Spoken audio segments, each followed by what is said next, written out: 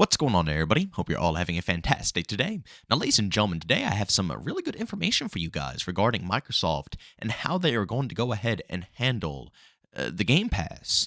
And this will line up the future for Call of Duty as well. I know every single time I bring up Game Pass or Microsoft, people think of the bigger picture, all of their games, all of their titles. But really, for Call of Duty fans especially, this is going to be absolutely massive. But of course, ladies and gentlemen, before we go ahead and dive deep, if you are interested in more content just like this, by all means, subscribe and hit that bell. We post daily here.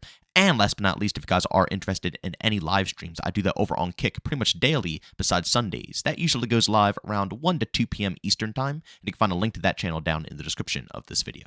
All right, so ladies and gentlemen, as you can see right here from Charlie Intel, on the Xbox podcast, executives are saying all first-party Xbox titles are available day one on Xbox Game Pass. Call of Duty now considered first party, so guess this confirms Call of Duty 2024 is day one Game Pass. And again, Game Pass will continue to only be available on Xbox platforms and will have all first-party games playable on day one. So just so you guys know, if you are on PC, yes, it will work for you as well. Whatever platform you can get Game Pass on, this will be available for you. Sadly, PlayStation players are going to be left out a little bit. But again, Microsoft went ahead and picked up Activision, who obviously owns Call of Duty. So it looks to be that Xbox is going to be getting the priorities when it comes to Call of Duty titles. Now, again, I do want to talk about this in a little bit more detail because I'm extremely happy about the potential here. But at the same time, I really hope, I want to say this, I really hope they do not do what Sony has been doing for ages now, where, they get exclusive access to the game and, they get early access to the title and they get early access to betas. None of that bullcrap, please. Can we please push that into the past? Seeing how Microsoft has been handling their, product here and how they're saying they want a lot of their games to go onto PlayStation, possibly Nintendo, across the board. They have been seeming very open with the gaming community. And I hope that does not end here. Sony was cruel for that style of, going ahead and giving early stuff like that to Sony players. When it comes to COD across the board, everybody should be able to play it. They should be able to play it day one. And especially when it comes to betas, I don't give a dang about the beta, right? The beta is there so we can test it and help improve it, right? So why are players getting early access to that? You should want everybody in a beta day one so you can get everybody's experience day one, so you know what has to be fixed. Maybe something's more console exclusive, who knows?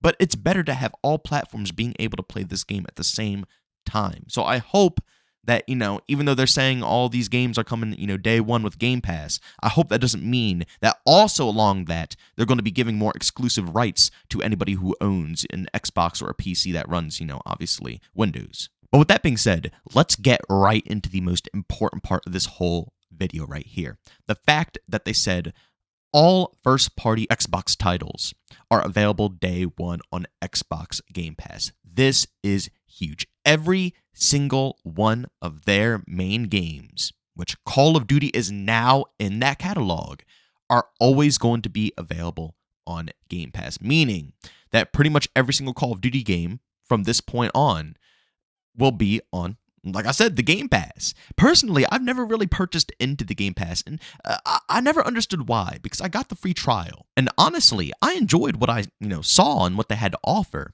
But I'll be real, I don't game as much, and when I do game, it's to play Call of Duty, and I want to make content about Call of Duty. That's mostly where all my enjoyment comes from. So I always thought to myself, it's like, I'll get this. There's going to be games there, but I'm always going to gravitate back over to COD, right? So I don't know if it's going to be too worth my money, but now, are you kidding me? This is going to be an absolute steal, and honestly, it's going to open up my mind and open up, other options for me to play different titles as well. Obviously, on this channel, it's always going to be about Call of Duty, and of course, I might sprinkle in different games here and there. But we're an FPS channel.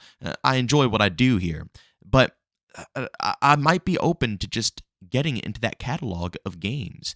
And Game Pass is going to be a huge juggernaut. I know that PlayStation or Sony is trying to compete, but man, with the catalog that Microsoft has now, and if they could really excel here, Game Pass could be absolutely huge, and this is a massive step in the correct direction, especially once again for Call of Duty. Call of Duty suffers from the problem of it being a game that releases every single year. I just made a video about this, and I was complaining how it feels almost like a subscription service, and it's almost impossible for a community to form because it releases yearly.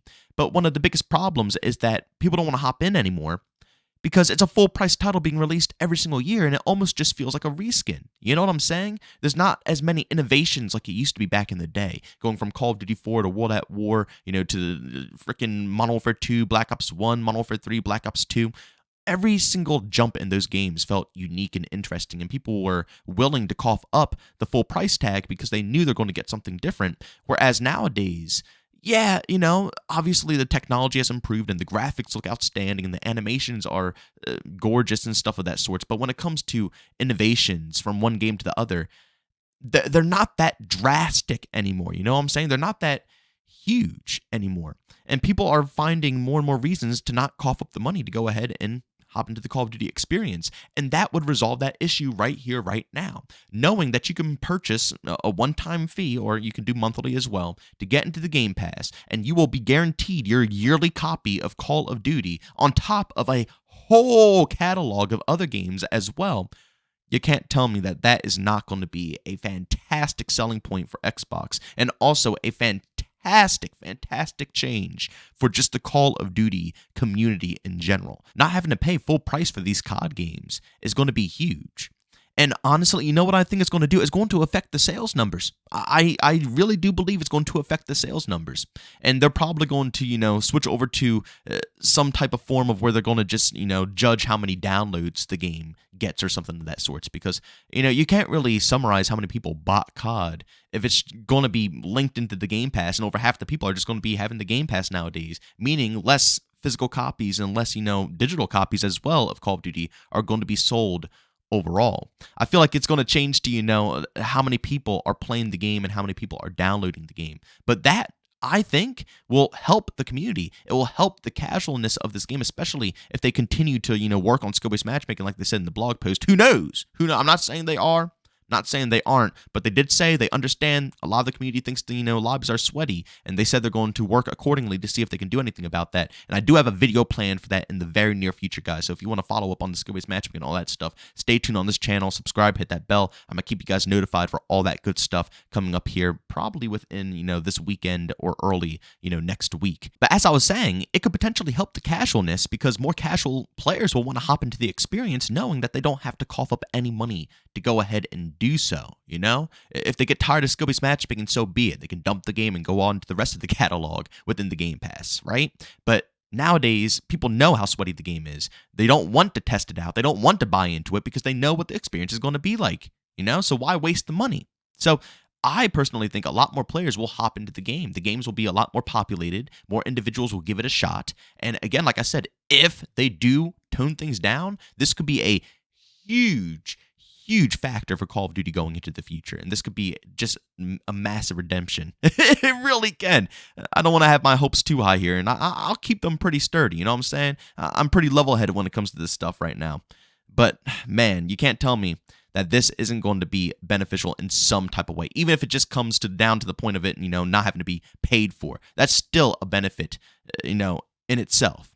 And also, does this mean we're going to get more OG titles introduced into the Game Pass as well? I know Microsoft fixed up the servers a little bit, a little while ago, and they felt a lot better to be able to find more consistent lobbies, but cheaters are still relevant. The anti-cheat isn't there, you know what I'm saying?